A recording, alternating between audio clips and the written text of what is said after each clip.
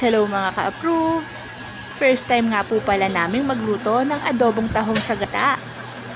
In fairness, masarap po talaga siya. Tara, samahan niyo ulit kaming magluto. Una po ay nagpakulo muna kami ng tahong. 2 kilo ng tahong nga pala yan. Tapos po ay hinimay natin. After namin mahimay yung tahong, nagready na kami ng kawali para sa paggigisa. Ginisa po natin yung luya, bawang, at saka yung sibuyas. After po natin magisa yan, isasama na po natin yung hinimay nating tahong. Aadobohin na po natin yung tahong.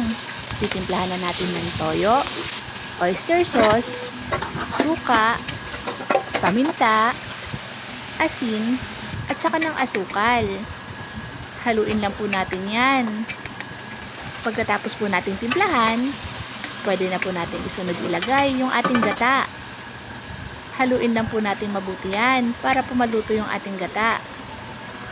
Pag kumulo na po ito at lumapot, pwede na po natin ilagay yung ating siling labuyo. Haluin na lang po natin. Ayan po, luto na po ang ating adobong tahong sa gata. Kain po tayo!